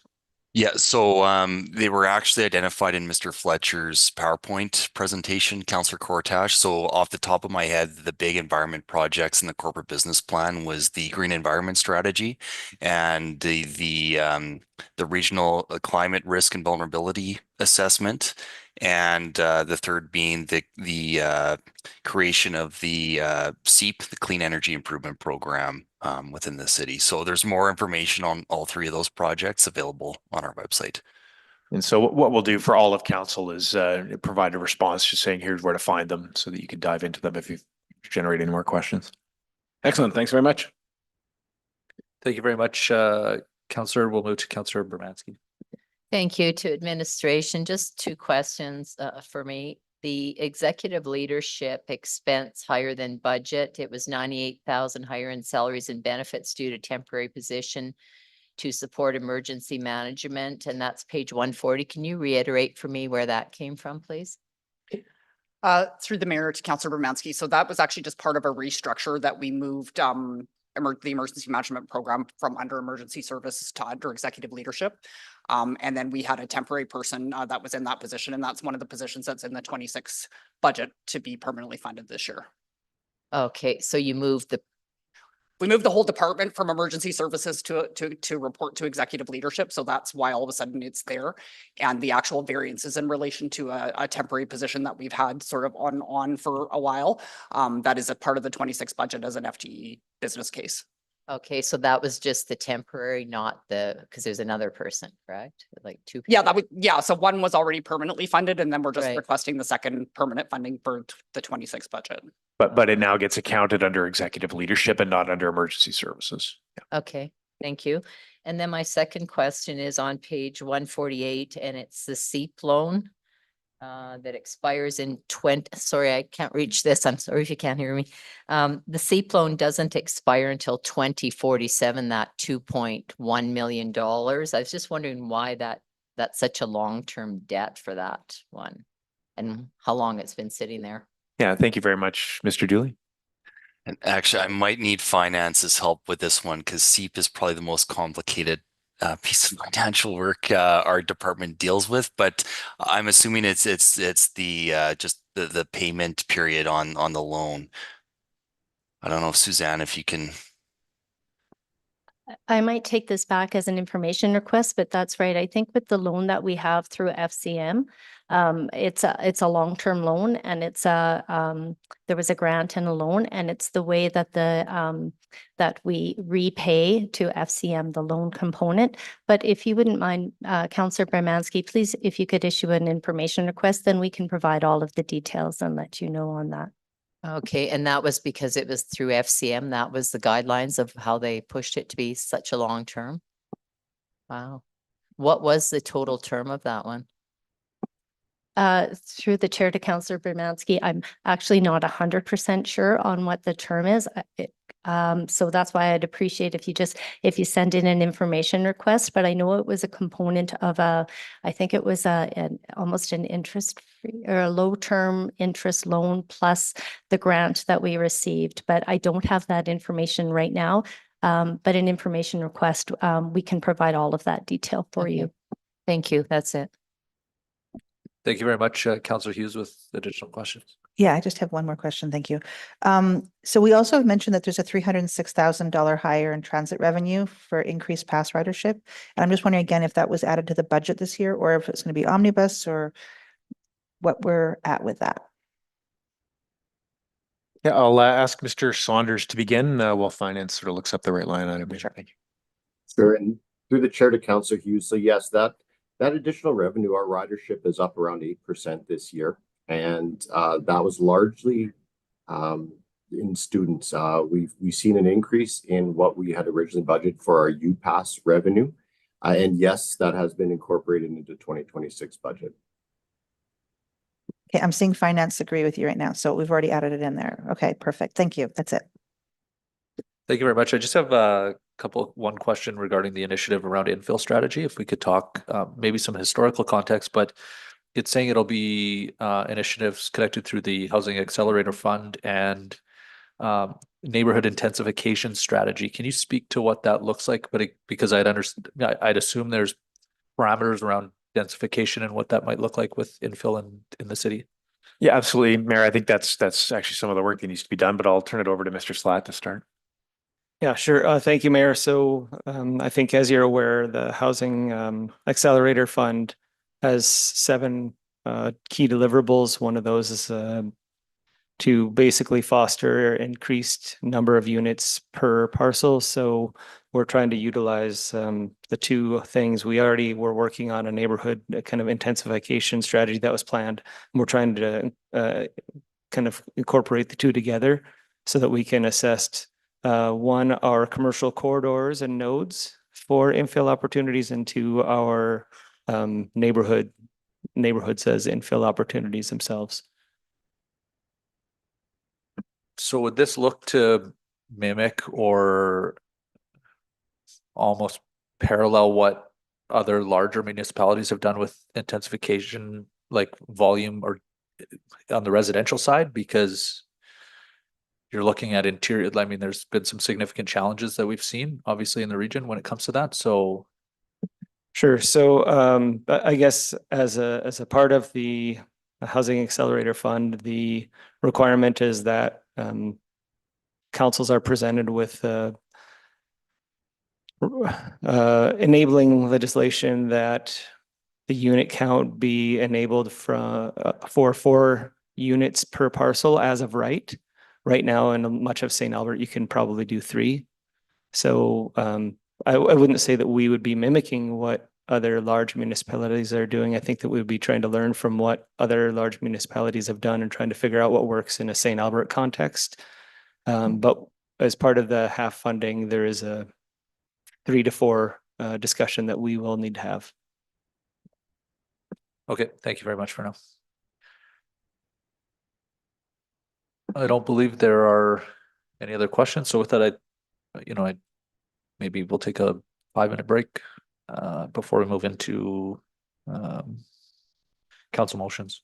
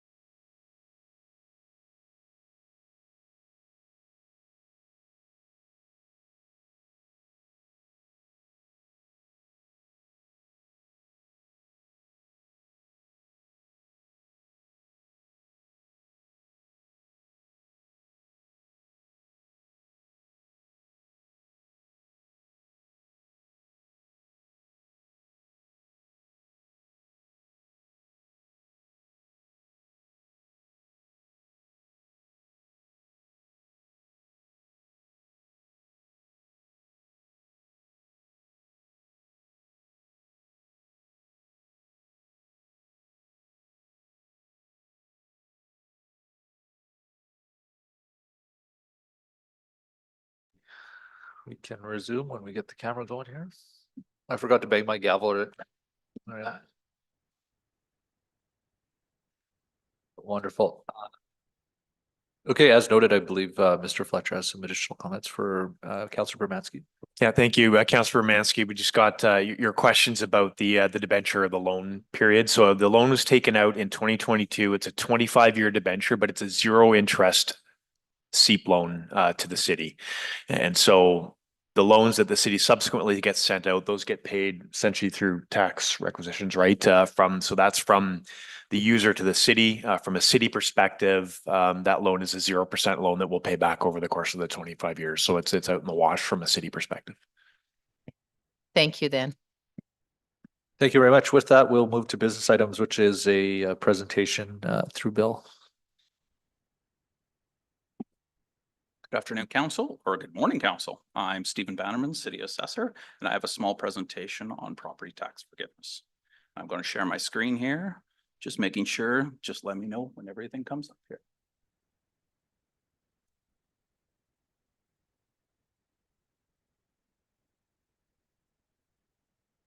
There we are.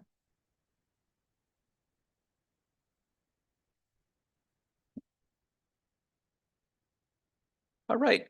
Again, I'm Stephen Bannerman with Property CFS 15 Property Tax Relief, and I'm here to provide some annual summaries and the request for property tax relief.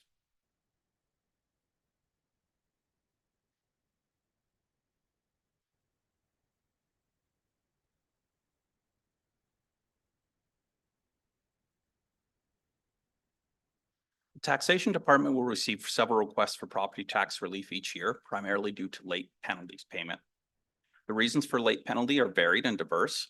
Administration can only reduce a penalty if we have made an error or misrepresentation. Further, administration will only adjust the current year 2025 taxes. Steve, can you bring the microphone closer to you there? It's a little hard to hear. Sure, certainly. Thanks. Section 347 of the Municipal Government Act allows only council to reduce, refund, or defer all or part of a tax. Section 203 prohibits council from giving this power to the city assessor or taxation coordinator. That is why I'm here now presenting this summary to council. Importantly, only council has the ability to provide leniency in instances where the city has not erred. CFS 15 was developed for a number of reasons, primarily to provide council a set of goalposts while still having the power to use its own discretion, as well as communicating with property owners what criteria council will consider with any request. Each applicant is provided a copy of the policy and notice as to when council will hear this request. Some typical penalty amounts include $901 annually for a single family dwelling assessed at $500,000 and $541 for a condo assessed at $300,000. This just gives you approximate penalties that are applied over a yearly basis. These penalties are non-compounding within the first year. Per policy, with any relief application, council considers fairness and equity to other taxpayers. The sustainability of municipal reserves, transparency, and the stability of revenues. So within the policy, there are three permissible categories. It's based on permissible and non-permissible categories. The permissible categories include compassionate grounds, exemption eligibility, and errors. Non-permissible categories include failure to receive a notice, payment delays, natural disasters. This is not a complete list. However, a majority of St. Albert's historical requests have fallen into one of these categories. So there might be one or two that fall outside these categories. The standard process, the taxation, requires applicants to request forgiveness through a standardized form, which includes the reasons for the request. They are also provided a copy of the policy and notice of date before council. The Assessment Tax Department will provide a total summary of applicants to council and the tax dollars requested. However, the individual applications are only available in camera for council's consideration. Application forms often contain information of a personal and confidential nature. Property owners are given the opportunity to speak to council at the hearing, as we saw at the start of this hearing, or address in writing. Communications are sent to each applicant, and property tax forgiveness will be heard in camera. So after this brief presentation, if council has any questions, I'm here to answer them, and I would follow by a recommendation to go in camera. And so if I could, again, questions would be on sort of the process, the principles, those types of things. Anything to do with the specifics should wait until council's in camera to discuss.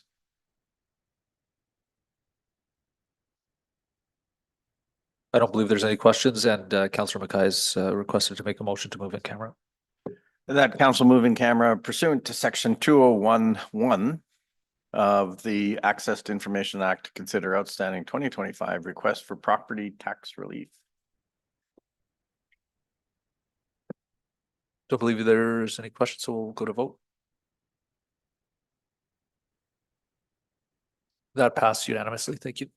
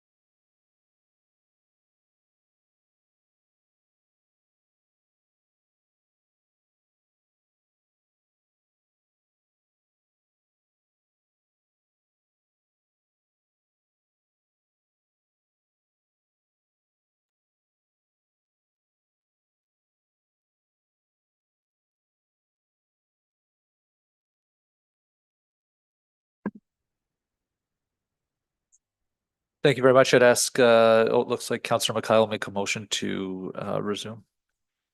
Yeah, that the council reconvene in public. Thank you very much. Go to vote.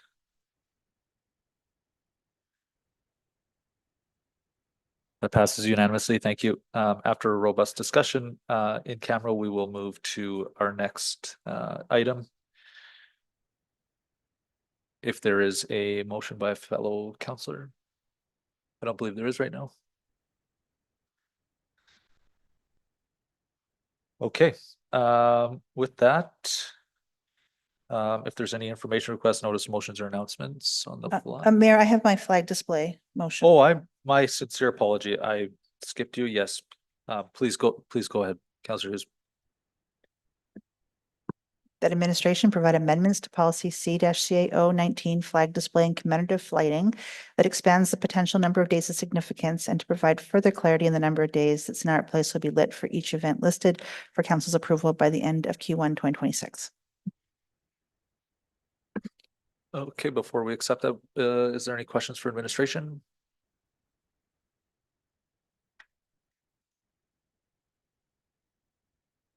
Doesn't look like it. Okay, so we'll go to debate. Okay, thank you. So just to bring everybody up to speed. So at the end of September, there was an update to the flag display specifically about lighting St. Albert Place. So we put up LED lights in the most recent renovation, and we were discussing when the lights would go and how it would work about with potential colors, et cetera. And the list that was provided was quite short compared to what it could be. And so, for example, Canada Day isn't listed, Easter isn't listed, Mother's Day isn't listed, Father's Day isn't listed. There's a lot of fairly sad things that are listed instead, which I understand, we have it. So we have, obviously we have September 30th for Truth and Reconciliation, and we have Indigenous Veterans Day. We have the Day of Remembrance and Action on Violence Against Women, but we don't have a lot of more happier type of commemorations. We also don't really have a policy right now that says that it could be lit up every day and then changing it for different events, for example. So I think there's more that we could explore in this potential policy just to really utilize the lighting and have it showcased better for all the events that we have. And so in September, it was approved as is just to move the policy forward. And that's when I put forward this motion that we expand this and come back with just a more stronger list of things that we could use it for and just to really kind of explore what can be done. The other thing we had in here was just it wasn't clarity about how long it would be listed, how long the colors would be up there for any specific event. So for example, in some cases it says we're recognizing a month. And so now is it up for the entire month, or is it up for a day, or is it up for what happens in the middle of the month if there's an event that was happening during that time, et cetera. So I felt that we could just strengthen that policy to give a bit more clarity, have a bit more, expand the list of what we're using it for, and then have it come back to council for further discussion, because we really didn't have that opportunity to have that discussion and really kind of go through that list at that time. And at the time as well in September, then it was almost like trying to brainstorm of all the different dates that we could actually include this on. And so this is, instead of having council go through this and try to brainstorm it, I'm going to put it back to administration to come back and see if they can come back with a stronger list without having us have to go to all that specific line item work. So that was the intention behind the motion. Thank you very much. Any questions or comments, feedback? Councillor Bermansky.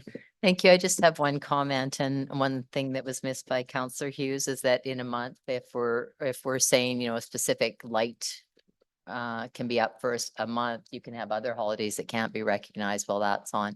So if those days are fine tuned, so it's a day and we can recognize all that we want to that's going on, that'd be great. That's it.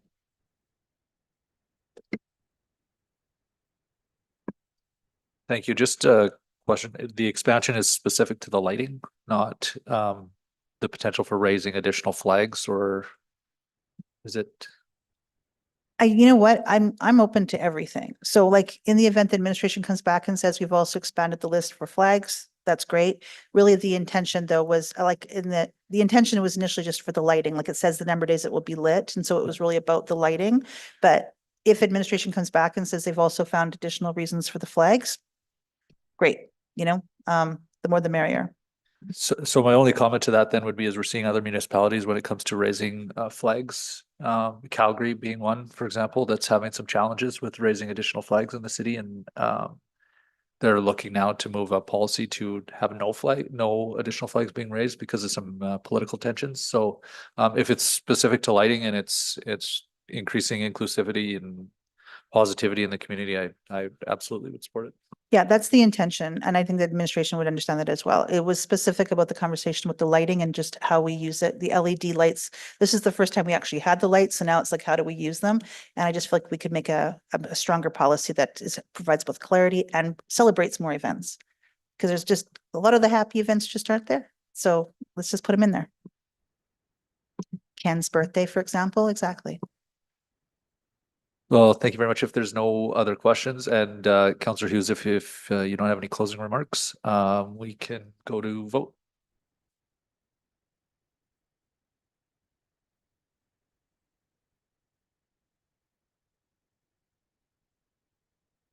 Thank you. That motion passed unanimously. So as I had previously mentioned, I would open it up to council if anybody's looking to move the next motion regarding the Performing Arts Center.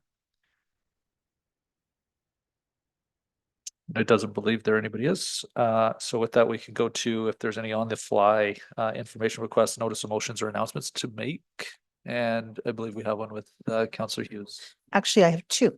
So one of them was with the sidewalk, so I'll get to that in a second. And then the other one was, what are the standards and enforcement options to address any lack of developer follow through on maintaining streets and park standards before it's handed to the city?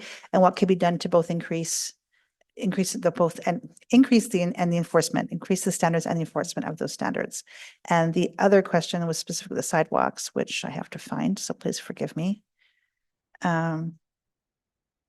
Please provide an update to the status of Project Charter 424407 sidewalk program. To date, 480,000 was spent, but the budget's for 1 million. And can you just share if more work is to be done for the higher investment Project Charter? That's it. Thank you. Thank you very much. With that, I'd ask council to make a motion to go into camera for council CAO dialogue. Councilor Bermansky. That council move in camera to have a confidential dialogue with the Chief Administrative Officer pursuant to Section 29(1)(a) of the Access to Information Act. No questions, comments? Perfect. We can go to vote.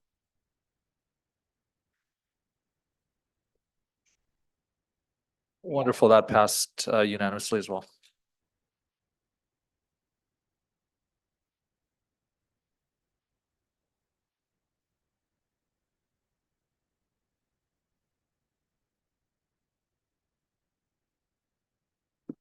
So Mayor, for just